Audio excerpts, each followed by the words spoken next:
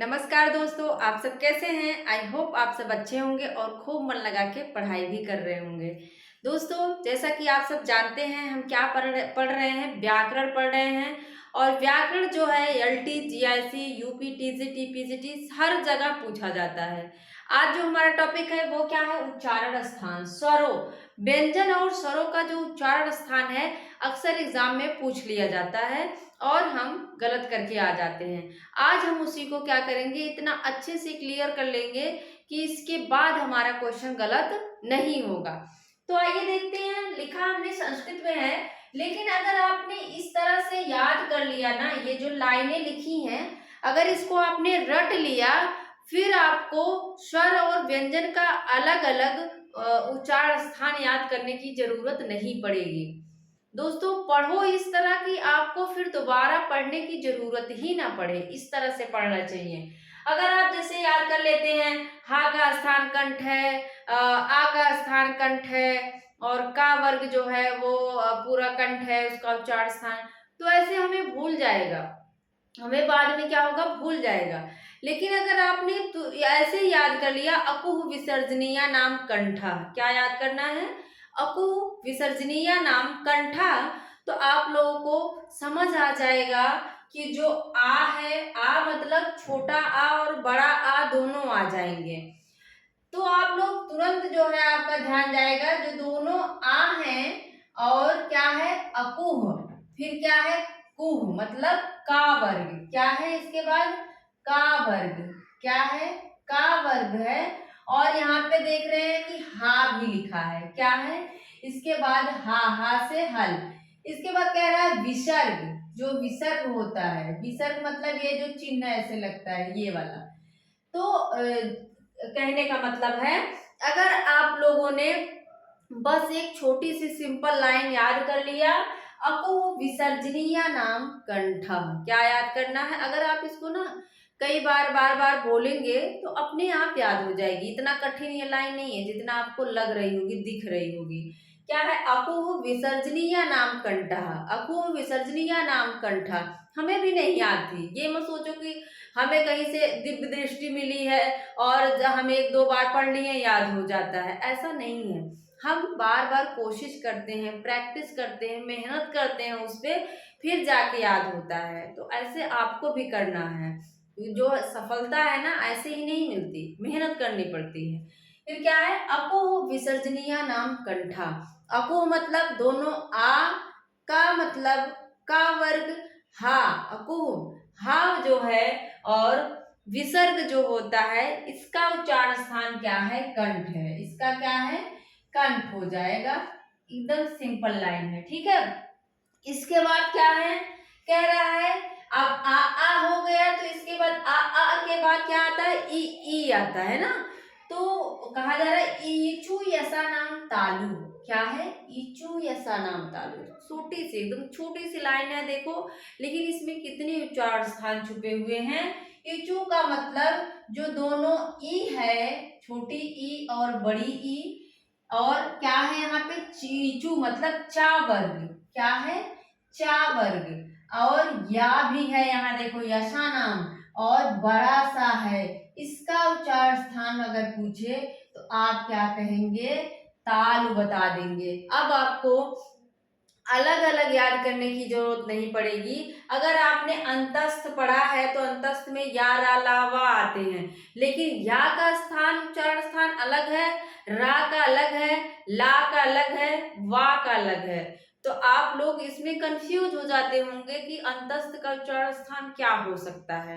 अगर आपने ये लाइन रट लिया, इचू यसा नाम तालु, क्या है, इचू यसा नाम तालु, पहला है अकुह विसर्जनीय नाम कंठा, और दूसरा क्या है, इचू ऐसा नाम तालु, ठीक है। इचू से दोनों ई हो गए, चा वर्ग, क्या है ये, चा वर्ग हो गया, चाछा जाझा इया, चा वर्ग हो गया।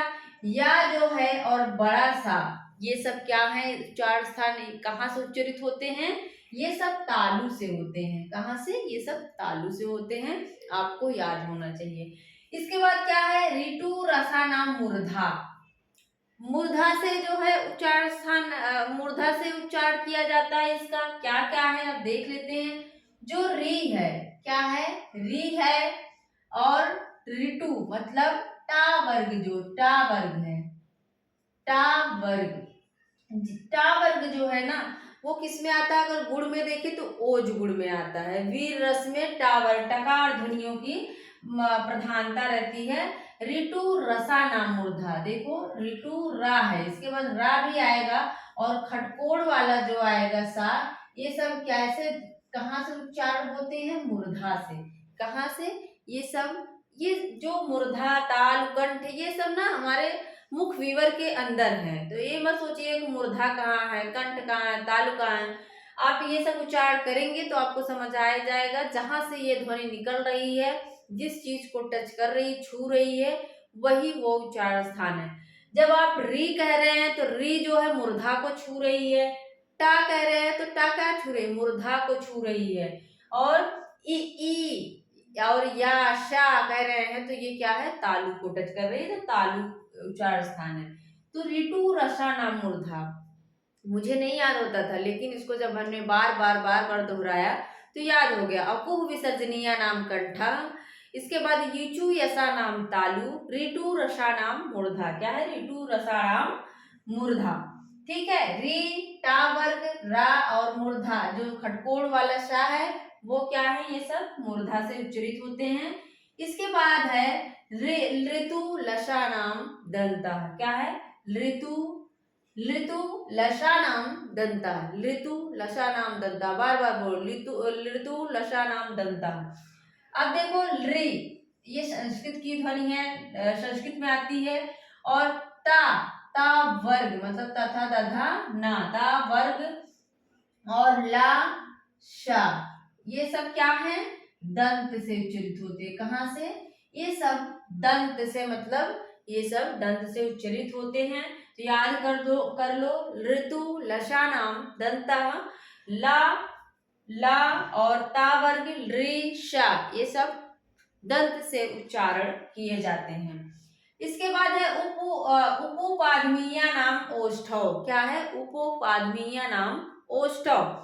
तो आपको जो है कुछ संस्कृत की ध्वनियां हैं उनसे नहीं मतलब है, आप उपू से याद कर लो। उ ई तो हो गया, री हो गया।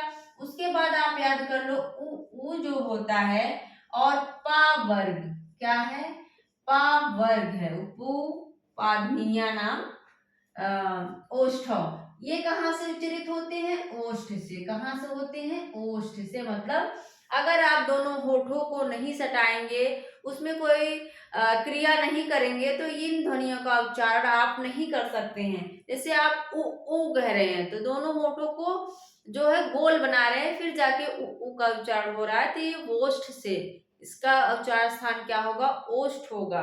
और पा वर्ग जो है, पा फा बा भा, दोनों होठों को सटाना पड़ रहा है, फिर जाके आप उच्चारण कर पा रहे हैं, तो इसका उच्चारण स्थान क्या हो जाएगा, ओष्ठ हो जाएगा। इस चीज को आप याद रखिएगा।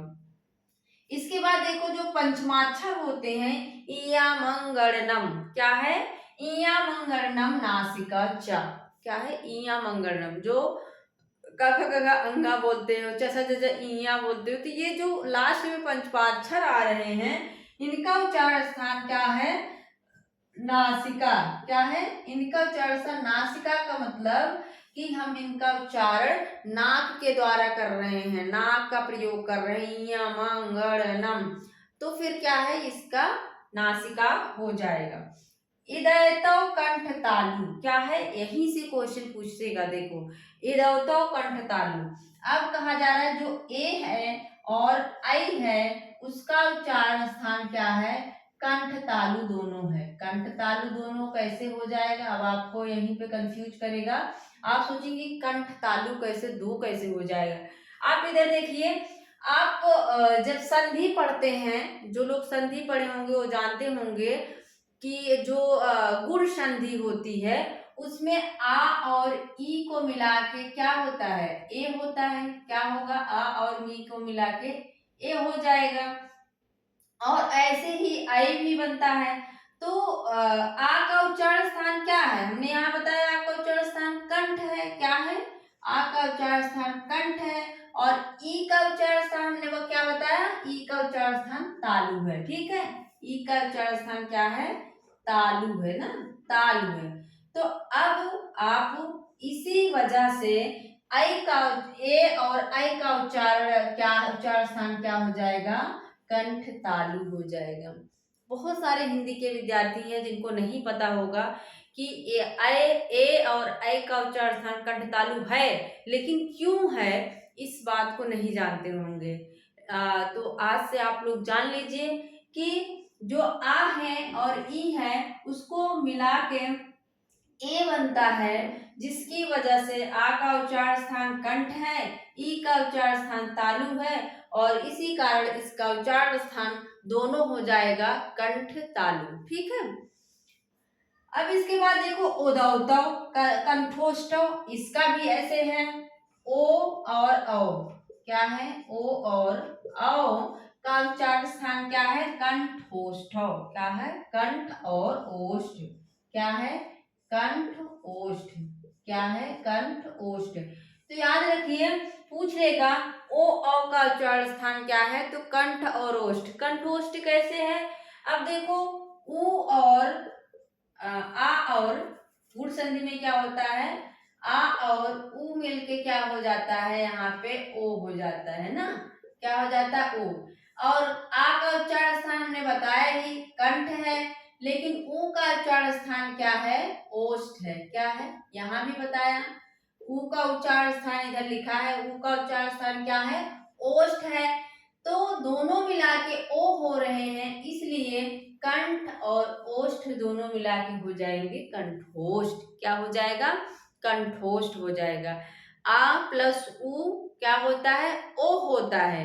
आ का उच्चारण स्थान कंठ है, उ का ओष्ठ है, तो दोनों मिला के ओ बन रहा है, इसलिए उसका उच्चारण स्थान ओ का क्या है, कंठोष्ठ है। क्या है, कंठोष्ठ। याद रखिएगा। वकारस्य दंतोष्ठ पूछा जाता है, व का उच्चारण स्थान क्या है, तो वा का क्या है, दंतोष्ठ। क्या है, दंत और ओष्ठ दोनों है। अब इसका क्या माजरा है, ये आप लोगों को आना चाहिए कि दंतोष्ठ क्यों कहा जाता है। अब देखो, जब आप यड़ संधि पढ़ेंगे, क्या पढ़ेंगे, यड़ संधि पढ़ेंगे, तो वहां पर ई का या होता है, ऊ का वा होता है, री का रा होता है, री का ला। तो जब ऊ का वा हो रहा है, देखो यहाँ पे मैं ब्लैक वाले से दे रही हूँ, आप लोगों को समझ में आएगा। यहाँ पे क्या होता है, यड़ संधि में क्या हो रहा है, ऊ का क्या हो जा रहा है, वा हो जाता है ना। तो ऊ का उच्चारण स्थान क्या है, ओष्ठ है। क्या है, ओष्ठ है ना। ऊ का उच्चारण स्थान क्या है, ओष्ठ है। लेकिन जब हम पढ़ते हैं, क्या पढ़ते हैं, या रा ला वा, यही पढ़ते हैं ना, या रा ला वा। तो आप देख रहे हैं कि ला का जो उच्चारण स्थान है वो क्या है, दंत है। ला का उच्चारण स्थान क्या है, दंत है। तो इसके पास है, वा क्या है, इसके पास है। संस्कृत में कुछ ऐसे नियम होते हैं कि उसके साथ है, इसलिए उसका उच्चारण स्थान दंतोष्ठ हो जा रहा है। दंतोष्ठ का मतलब ऊ से तो वा बन ही रहा है, चाहते तो इसका उच्चारण स्थान ओष्ठ कह देते, लेकिन ये ला के पास है और ला का उच्चारण स्थान क्या है, दंत है, जिसके कारण वा का उच्चारण स्थान क्या हो जाता है, दंतोष्ठ हो जाता है। इस बारीकी को आप लोग जानिएगा। शायद ही कोई टीचर ऐसा बताता हो कि ओ वा का उच्चारण स्थान दंतोष्ठ क्यों है, और एग्जामिनर यहीं से क्वेश्चन उठाता है कि वा का उच्चारण स्थान क्या होगा। वा का उच्चारण स्थान दंतोष्ठ है, लेकिन दंतोष्ठ क्यों है, तो आप लोग जानते रहिए कि यड़ संधि में ऊ का क्या होता है, वा होता है, ऊ का उच्चारण स्थान ओष्ठ है, और जो कि वा कहाँ है, ला के पास में है, और ला का उच्चारण स्थान क्या है, दंत है, जिसके कारण उसे दंतोष्ठ कहा जाता है। ठीक है, मुझे लगता है कि आप लोगों को मेरे पढ़ाने का जो तरीका है समझ आ रहा होगा। मैं पूरी कोशिश करती हूँ कि कोई भी कंफ्यूजन ना रहे, क्योंकि व्याकरण ऐसा टॉपिक है ना, यहाँ पे अगर छोटी सी कोई कंफ्यूजन है, नहीं क्लियर हुआ, तो पूरा क्वेश्चन हमारा क्या हो जाता है, गलत हो जाता है। व्याकरण रटने की चीज नहीं है, व्याकरण समझने की चीज है। अगर आप समझ गए तो वो जो है क्वेश्चन कभी गलत नहीं होता। साहित्य हम रट सकते हैं, रचनाएं रट सकते हैं, लेकिन व्याकरण में समझना पड़ता है, दिमाग लगाना पड़ता है, नहीं तो फिर नहीं हो पाता। तो आप लोग बस जानते रहिए, इसको रट जाइए। अकुह विसर्जनीय नाम कंठा, इचु यसा नाम तालु, और उसके बाद क्या है, ऋतु रसा नाम मूर्धा, ऋतु लसा नाम दंता, उपाधमीय नाम ओष्ठव, और ईया मंगलनम नासिका। इसके बाद है एदयतो, एदयतो कंठतालु, उदयतो कंठोष्ठ, और वकारा वकारस्य दंतोष्ठम। अगर आप इस सूत्र को रट गए, फिर आपको अलग अलग याद करने की जरूरत नहीं पड़ेगी, इसलिए इस सूत्र को याद करना बहुत जरूरी है। तो मेरा पूरा वीडियो देखने के लिए आप लोगों का बहुत बहुत धन्यवाद। मिलते हैं अगले वीडियो में। Thank you.